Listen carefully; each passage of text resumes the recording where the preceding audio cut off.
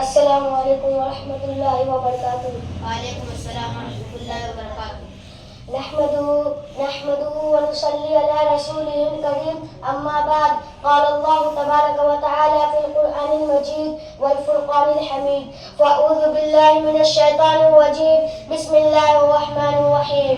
قل هل يستوي الذين يعلمون والذين لا يعلمون؟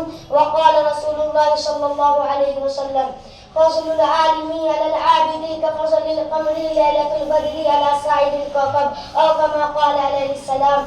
علم ایک ایسی دولت ہے جو لٹتی نہیں، علم ایک ایسی دولت ہے جو لٹتی نہیں، خرچہ کرنے سے کبھی گھٹتی نہیں، خرچہ کرنے سے کبھی گھٹتی نہیں، پھر نہ تم کرنا کبھی اور تشنا نبی کے شکوے، آج میں کھانے کا میں کھانا اٹھا لاؤں گا۔ شہیدان اسلام، میں آپ حضرات کے سامنے نہ کوئی لمبی چوڑی تقریر اور نہ وسیع واز کرنے نہیں آیا، اس لیے کہ میں کوئی خطیب نہیں کہ آپ حضرات کے سامنے لمبا چوڑا خطاب کروں، اور نہ میں کوئی واعظ ہوں اور نہ مفکر نہ کوئی ادیب، صرف میں آپ حضرات کے سامنے علم دین کے موضوع پر گفتگو کرنے جا رہا ہوں۔ میں پوری کوشش کروں گا کہ کوئی گوشہ باقی نہ رہے۔ امید ہے کہ آپ سنجیدگی و امتانت کے ساتھ سماعت فرمائیں گے۔ آپ حضرات نے علم دین کی فضیلت و اہمیت کو بہت ساری کتابوں میں پڑھا ہوگا، بہت سارے مفکروں سے سنا ہوگا، بہت سارے دانشوروں سے سنا ہوگا، بہت سارے آدمیوں سے سنا ہوگا، بہت سارے مقرروں و خطیبوں سے سنا ہوگا۔ میں بھی آپ حضرات کے روبرو اسی عنوان پر گفتگو کرنے کے ارادہ سے آیا ہوں۔ برادران ملت، علم دو طرح کا ہے، ایک دنیاوی ایک اخروی۔ علم چاہے دنیاوی ہو یا اخروی ہو، انسان کو عزت و فضیلت عطا کرتا ہے، لیکن دنیاوی علم صرف دنیا تک ہی محدود رہتا ہے، اور اخروی علم انسان کو دنیا و آخرت دونوں جگہ رسوائی و ذلت سے نجات دلاتا ہے اور عزت و شرف عطا کرتا ہے۔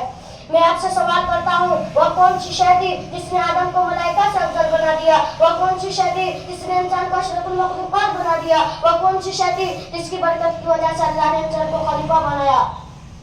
وہ کون سی شے تھی جس کی فضیلت کی بنا پر رب کائنات نے انسان کو اپنا نائب بنایا؟ دوستوں، وہ علم کی دولت ہے۔ جب رب کائنات نے قرآن کو نزول فرمایا تو سب سے پہلے وہ آیت نازل فرمائی جس کا تعلق علم سے ہے، یعنی اقرأ باسم ربک الذی خلق۔ اسلام کے پاسبانوں، اخروی علوم کی فضیلت و اہمیت آیت قرآنیہ اور حدیث نبویہ میں بکثرت وارد ہوئی۔ اللہ تبارک و تعالیٰ ارشاد فرماتا ہے: قل هل يستوي الذین یعلمون والذین لا يعلمون۔ ترجمہ: اے محمد، آپ کہہ دیجئے کہ اہل علم اہل جہل یکساں نہیں ہو سکتے، جس طرح توحید و شرک یکساں نہیں ہو سکتے، جس طرح ہدایت اور ظلمت ایک جگہ جمع نہیں ہو سکتے، جس طرح رفاقت و عداوت برابر نہیں ہو سکتے، جس طرح حق و باطل برابر نہیں ہو سکتے، اس لیے کہ توحید کی ضد شرک ہے، ہدایت کی ضد ظلمت ہے، رفاقت کی ضد عداوت ہے، حق کی ضد باطل ہے، اور ایک قاعدہ ہے کہ اجتماعی ضدان محال ہے۔ اسی طرح اہل علم اہل جہل برابر نہیں ہو سکتے۔ ایک حدیث شریف میں محسن انسانیت صلی اللہ علیہ وسلم نے ارشاد فرمایا: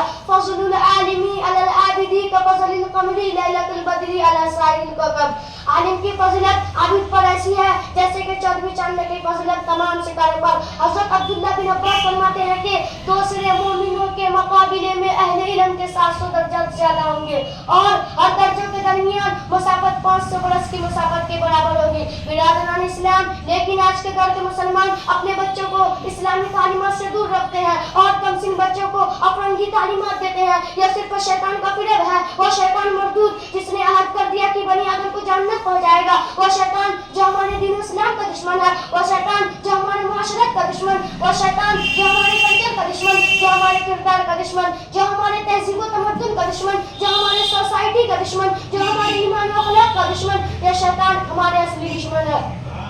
اپنے خوبصورت اور رنگین جال میں پھنسا کر ہمیں تعلیمات اسلامیہ سے دور کرنا چاہتا ہے۔ یاد رکھیں، اگر ہم اپنے کم سن معصوم بچوں کے خیر خواہی تو اسے عالم دین بنائے، اس لیے کہ محسن کائنات صلی اللہ علیہ وسلم کا ارشاد گرامی ہے کہ یستغفر للعالم ما فی السماوات والارض۔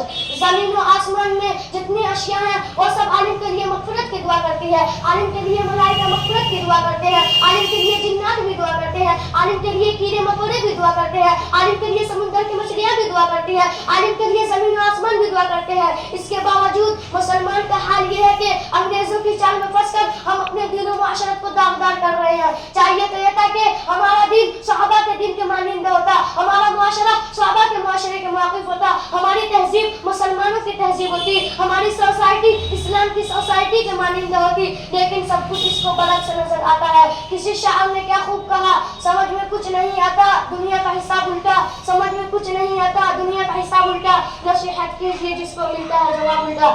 عزیزان گرامی, بادشاہ لوگوں پر حکومت کرتے ہیں اور علماء بادشاہوں پر حکومت کرتے ہیں. حضرت عبداللہ بن عباس رضی اللہ عنہ فرماتے ہیں کہ رب کائنات نے حضرت سلیمان علیہ السلام کو یہ اختیار تھا کہ 3 اشیاء میں اس کو چاہے پسند فرمائے. نمبر 1 علم, نمبر 2 مال, نمبر 3 سلطنت. حضرت سلیمان علیہ السلام نے علم کو پسند فرمایا, لیکن خدا تعالیٰ نے مال و سلطنت کو علم کے ساتھ عطا فرمایا. اگر آج ہم بچوں کو علم دین کی تعلیم دیں تو آخرت میں یہی بچے ہمارے شان و شوکت کر رہے